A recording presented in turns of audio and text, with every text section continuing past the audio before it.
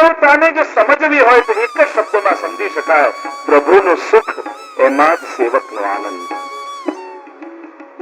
બસ એક આખી સેવા દ્વારા પ્રભુનું એક સ્મિત મળી જાય તો જીવનમાં આનંદ પ્રગટી જાય. આપણા સુખમાં આપણો આનંદ નથી, વૈષ્ણવનો આનંદ પ્રભુના સુખમાં છુપાયેલો છે. આપણી કોઈ પણ ક્રિયાથી પ્રભુને સુખ થઈ જાય. કર શૃંગાર મથનિયા ધોવે, કર શૃંગાર સેવામાં ગઈ છે, શૃંગાર કરીને ગોપીજનો. શાસ્ત્રો તો એવી આજ્ઞા કરે છે કે જેને તમે ભજો છો એને એવા થઈને ભજો. જેની પણ ઉપાસના, જેમ કોઈ મહાદેવજીને ભજતું હોય તો વાઘાંબર આદિ ભગવત આદિ મહાદેવજી જેવો થઈને એની પૂજા કરે છે. કોઈ માતાજીને ભજતું હોય એની પૂજા કરતો હોય તો માતાજી જેવો વેશ ધારણ કરીને કરે છે. આ શાસ્ત્ર આજ્ઞા છે. એમ ઠાકોરજીને ભજનારા, એટલે જ આપણે ત્યાં પ્રાચીન કાળમાં એક ક્રમ હતો કે કડા ધારણ કરીને આરતી થતા, બાગ બાંધતા, આદિ વસ્ત્ર ધારણ કરતા, આમ એ રીતે આ ઉપરણા આદિનો ક્રમ આવ્યો. કારણ કે ઠાકોરજીની સેવા કરવાની, જેની સેવા કરવાની હોય એવા થઈને એને ભજવા એવી શાસ્ત્ર આજ્ઞા છે. પણ જેમ જેમ કાળ જતો જાય, લોકોની ભાવનાઓ બદલાતી જાય અને એ પ્રકારે એની પ્રક્રિયા થાય. કર શૃંગાર મથનિયા ધોવે, અપનો અપનો દેહો બિલો. અને પ્રાતઃકાળ બધે જ ગોપીજનો જાગી ગયા છે અને ગોરીમાં દહી લીધું છે. દરેકની અંદર ભાવના છે. દરેક ગોપીને એમ થાય છે મારી સામગ્રી ઠાકોરજીને આરોગાવી છે. અરે ભલે પ્રભુ આરોગેરી એમની સન્મુખ પણ થઈ જાય ને તો મારી સેવા પહોંચી. જો આપણે ત્યાં મહાપ્રભુજી મધુરાષ્ટકમાં કહે છે ઉત્તમ મધુરમ, પ્રભુનું આરોગવું પણ મધુર છે. તો આરોગવું મધુર શું છે? ઘણાને એમ થાય કે અમારા લાલન આટલા નાનકડા અને આટલો મોટો 56 ભોગ ધરીએ તો પ્રભુ આટલું આરોગતા હશે? શું પ્રભુ આટલું આરોગી શકતા? એક વસ્તુ યાદ રાખો, ઉત્તમ મધુરમ. તમે જેટલી સામગ્રી ભરી છે અને મહાપ્રભુજીની કાની આપી છે તો પ્રભુને એટલી જ ભૂખ લાગે છે.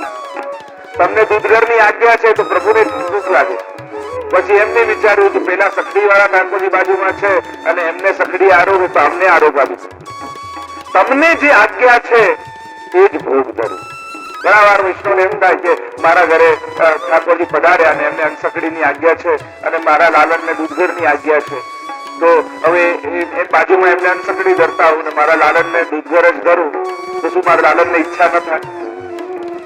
એમને એમ જ સમજાવવું પડે કે જો તમારું બાળક 1 મહિનાનું હોય અને કોઈ 12 વર્ષનું બાળક તમારા ઘરે સાચવવા રાખી જાય તો 12 વર્ષ વાળાને જે આરોગાવો લેવડાવો એ તમારા 1 મહિનાના બાળકને લેવડાવો નહીં ને? તો તમારે એમ માનવાનું દૂધઘરની આજ્ઞા છે કે તમારા લાલન હજી 1 મહિનાના છે અને પેલાના લાલન 11 વર્ષના થઈ ગયા. એવો ભાવ રાખો. પણ કોઈનું અનુકરણ નહીં કરવું આજ્ઞા સિવાય. આ આપણા પુષ્ટિ માર્ગનો પ્રોટોકોલ છે કે આજ્ઞા તમને જે મળી છે ઠાકોરજીને એટલી જ ભૂખ લાગે. મથન કરે મોહન જસ ગાવે, સુમિર સુમિર હરિ ગુણ સચુ પાવે. માખન મિશ્રી દહી મલાઈ, હોત્યો દૂધ કપૂર મિલાઈ. હવે મંગલ ભોગની તૈયારી થઈ રહી છે. સેવામાં પણ ધ્યાન રાખ. ઠાકોરજીને જગાયા પછી મંગળાનું દૂધ ગરમ કરવા ન જવાય. પહેલા બધી મંગલ ભોગની તૈયારી કરી પછી લાલનને જગાવે. બધું જ તૈયાર થઈ જાય અને પછી લાલનને જગાવવા જોઈએ. ઘણા લોકો જગાવી દે પછી દૂધ શોધવા જાય, ગરમ કરવા જાય. લાલન બિરાજતા રહે ક્યારે આવશે ક્યારે આવશે. તેઓ શ્રમ પ્રભુને ન કરાવે. અરે નાના બાળકને કઈ રીતે આપણે કરીએ? જે મહિનાનું બાળક હોય, જાગવાનો સમય હોય એના પહેલા કેવું દૂધ આદિ બધું ગરમ કરીને તૈયાર રાખી દઈએ કે હવે જાગશે એને તુરંત જોઈશું. वैसे ही हमारे लालन को भी तुरंत चाहिए. यहाँ गोपियां मंगल भोग की तैयारी कर रही. क्या किया? माखन मिश्री दही मलाई. પ્રભુને આ બધું બહુ રૂચે છે. બને ને તો ઠાકોરજીને માખન રોજ આરોગા. પ્રભુને બહુ જ પ્રિય છે. માખન બનાવતા શીખો. માખન પ્રભુને આરોગા. જયારે મહાપ્રભુજીને પૂછ્યું કૃષ્ણદાસ મેઘાને કે પ્રભુને શું રૂચે છે અને શું અપ્રિય છે, તો કહ્યું કે પ્રભુને માખન બહુ પ્રિય છે અને એમના ભક્તો બહુ પ્રિય છે. શું રૂચતું નથી? તો કહું પ્રભુને ધુમાડો નથી ગમતો અને ભક્તોના દ્રોહી નથી ગમતો. અને એટલે જ આપણે ત્યાં ઠાકોરજી આગળ બહુ અગરબત્તીના ધુમાડા અને બધું પ્રભુ આગળ બહુ થતા નથી, કારણ કે પ્રભુને ધુમાડો ગમતો નથી. તમારા ઠાકોરજી જો રસોઈમાં જ બિરાજતા હોય, ઘણાને અનુકૂળતા ના હોય તો રસોઈમાં જ ક્યાંક પધરાવતા હોય, તો ત્યારે પણ વિવેક રાખવો રસોઈમાં પણ કે બહુ ધુમાડો ન થાય. અને ઘણી વાર તો ઠાકોરજીને મિશ્રી ભોગની આજ્ઞા હોય અને બિરાજતા પાછા રસોડામાં, અને એવી સુંદર સુંદર સુગંધ જાય ઠાકોરજી પાસે. ઠાકોરજી થાય હમણાં કંઈક આવશે અને જ્યાં ટેરો ખુલે ત્યાં સામે મિશ્રી પડી હોય. માખણ મિશ્રી બહુ મલાય. પણ હું તો એમ પણ કહું, ભલે મિશ્રી પણ ધરો ને તો રડતા રડતા નહીં ધરો, કઈ થતું નથી મિશ્રી ધરીએ છે. આમ રડતા રડતા ધરો તો પ્રભુને મિશ્રી આરોગવાનો આનંદ આવે, પણ મિશ્રી પણ ધરો તો અહોભાવ. કેટલી કૃપા છે પ્રભુ આપની, હું તો કઈ નથી કરી શકતો, પણ મહાપ્રભુજી એવી કૃપા છે કે મારા હાથે આપ મિશ્રી આરોગો છો, એ મારું સૌભાગ્ય.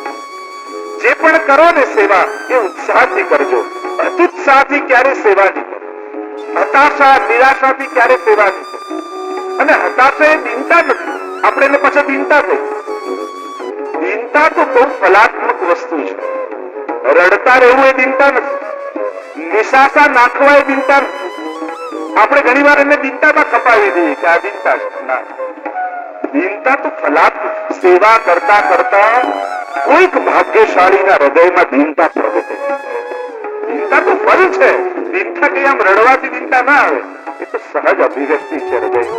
કે જયારે ફળ દશા આવી જાય ત્યારે હૃદયમાં દીનતા પ્રગટે. અને એ દીનતા પણ વિરહથી. ત્રણ પ્રકારની દીનતા છે: ભૌતિક દીનતા, આધ્યાત્મિક દીનતા અને આધિદૈવિક. પોતાના દોષોના જ્ઞાનથી જે દીનતા આવે આ ભૌતિક દીનતા. હૃદય શુદ્ધ થાય ને પછી જે દીનતા આવે આધ્યાત્મિક દીનતા. અને હૃદય શુદ્ધ થયા પછી જે ભગવદ વિરહ પ્રગટ થયો અને ભગવદ વિરહથી જે દીનતા પ્રગટ થઈ એ આધિદૈવિક દીનતા, જે ગોપીજનોમાં પ્રગટી ગોપી ગીત પછી. તો નિશાસા નાખવા એ દીનતા. એટલે જે પણ તમને આજ્ઞા છે બધે મિશ્રી પણ ધરો છો ને એ પણ ઉત્સાહથી ધરજો, જેથી પ્રભુને આરોગવાનો આનંદ આવે. કોઈ આપણે ત્યાં આવ્યું હોય ને એને અમારથી તો કઈ થતું નથી, કઈ બન્યું નથી, આ થયું છે, એને આરોગ લેવાની ઈચ્છા ન થાય. અરે એટલી ઉત્સાહથી ધરો કે મિશ્રીમાં પણ ઠાકોરજીને 56 ભોગનો સ્વાદ આવે. એવો ઉત્સાહ ધરનારમાં હોવો જોઈએ. અહીંયા ગોપીઓ માખન મિશ્રી દહીં મલાઈ મોટો દૂધ કપૂર મિલાય, બરાસ ભેળવી અને સુંદર દૂધ સિદ્ધ કર્યું છે. અને કેવું દૂધ! જો ઠાકોરજીને ધરો તો જોઈ લેવું, બહુ ગરમ ગરમ ઠાકોરજીને ધરી ન દેવાય. યા પછી સાવ ઠંડો ટીપ થઈ ગયો હોય અને શીતકાળનો સમય હોય ને પ્રભુને એ આરોગવાની ઈચ્છા ન થાય એવું પણ નહીં ધરવું. પ્રભુને રૂચે. આપણે ત્યાં એક શબ્દ છે પુસ્તકમાં, સુહાતો. બહુ સુંદર શબ્દ છે, સુહાતો જલ રસ. આપણે સ્નાન કરાવી ત્યાં પણ સુહાતો જલ, કે પ્રભુને આપણે જોઈ લઈએ આંગળીમાં નાખીને કે પ્રભુને રૂચે. તો આ પુષ્ટિ માર્ગી શબ્દ છે સુહાતો. પ્રભુને સુહાય, રૂચે. તો એ પ્રકારનો દૂધ આદિ સિદ્ધ કરીને ધરવું. પ્રભુને ગમે. એક જગ્યાએ મારે જવાનું થયું ને મને પધરાવણીમાં પ્રસાદી દૂધ આપ્યું અને થોડુંક મેં લીધું તો સાવ ફીકું. ખાંડ નથી નાખી તો કે ના ઠાકોરનું પ્રસાદી છે. ખાંડ કે ના, અમારા ઘરમાં બધાને ડાયાબિટીસ છે. તો તમને બધાને ડાયાબિટીસ છે, ઠાકોરજી શું બગાડ્યું? અને એક કટોરી દૂધમાં શું થાય?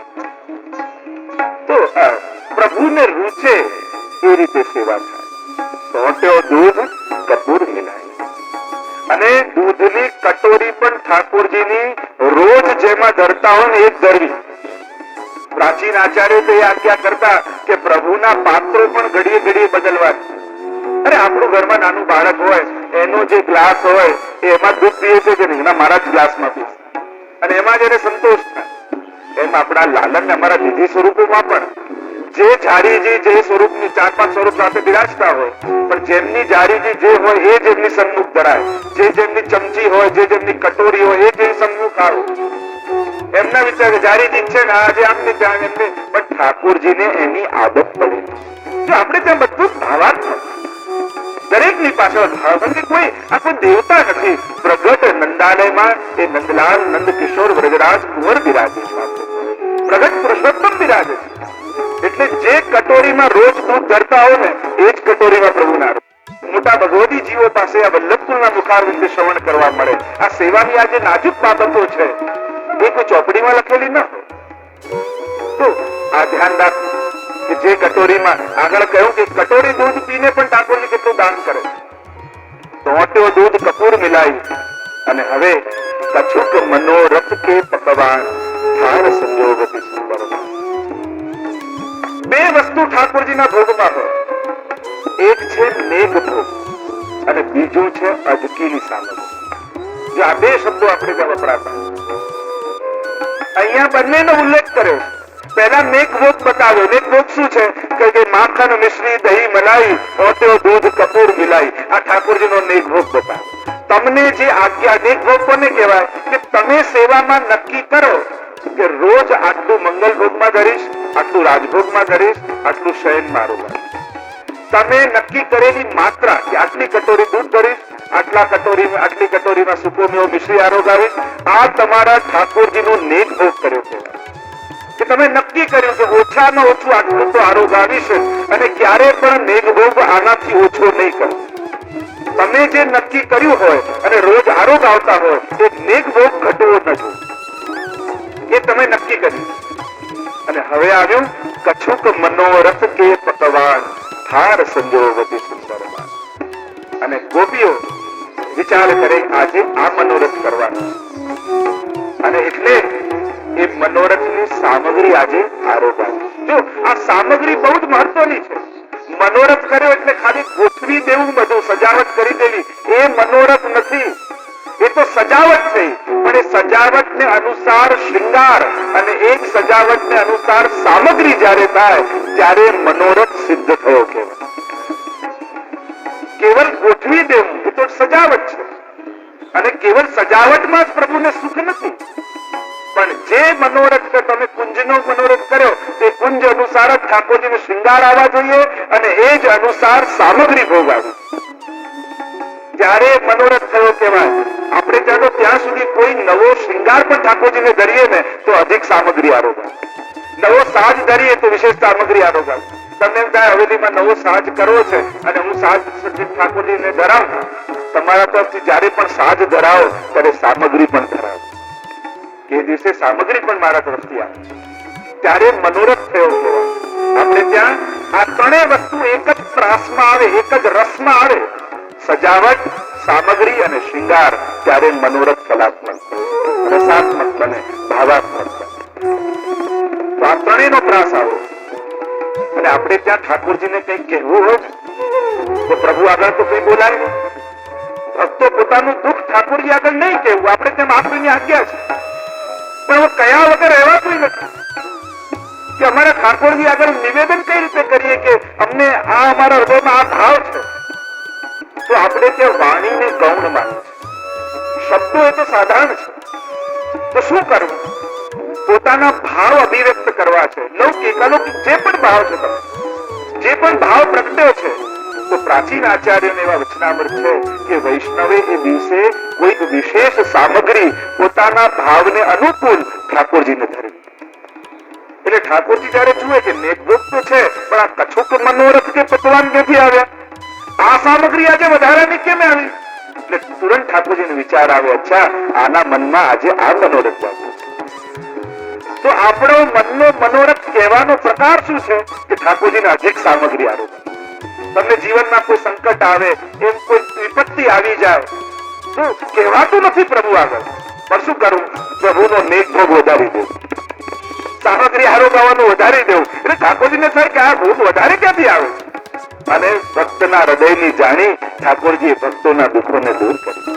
પણ કહેવાનો પ્રકાર, કહેવાનો ક્રમ છે. જેમ આપણે ત્યાં કોઈ સેવક હોય ત્યારે બહુ વધારે પડતું કામ કરવા લાગે તો આપણને એમ થાય કે આ શું છે આજે આના મનમાં, કેમ આટલું બધું કયા વગર કરે છે? એટલે આપણે સમજી અને ગામ જવાની ઈચ્છા લાગે છે એટલે હમણાં કેવા આવશે. એમ જ આપણે ત્યાં સેવક પોતાનો સેવક ધર્મ કઈ રીતે કરે? હરિરાય મહાપ્રભુજી એ જ કહે છે કે વૈષ્ણવે ઠાકોરજીમાં પોતાની આદત ઠાકોરજીને પાડી.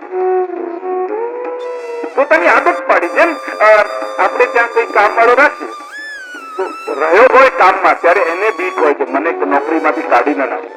પણ 1 વર્ષ થઈ જાય એટલે માલિકને બીક થઈ જાય કે આ ક્યાંક નીકળી ન જાય, આ ક્યાંક જતો ન રહે. તો વશીકરણ સાધનમ એમ શિક્ષાપત્રમાં હરિરાય મહાપ્રભુજી બહુ સુંદર વાત, ક્યારેક ભવિષ્ય શિક્ષાપત્ર પણ શ્રવણ કરવા અદભુત છે. કેવો ભાવ શ્રી હરિરાય મહાપ્રભુ કે વશીકરણ સાધનમ, આ સેવા એ તો ઠાકોરજીને વશીકરણ કરવાનું સાધન છે. કે પહેલા તો વૈષ્ણવને ડર હોય કે સેવા છૂટી ન જાય, સેવામાં પ્રભુને શ્રમ ન પડી જાય. પણ સેવા કરતા કરતા હરિરાયજી કહે છે કે તમારી એવી આદત ઠાકોરજીને પાડી દો કે ઠાકોરજીને બીક થઈ જાય ક્યાંક આ મારી સેવા છોડીને જતો ન રહે, કે એમના મનમાં ડર થઈ જાય. એટલે ઠાકોરજી તમારી લૌકિક અલૌકિક બધી અનુકૂળતાઓ કરી દે, ક્યાંક જો લૌકિક વિપરીતતા આવશે તો અમારી સેવા છોડી દે. એટલે પ્રભુ જ તમારું બધું સુધારી દે.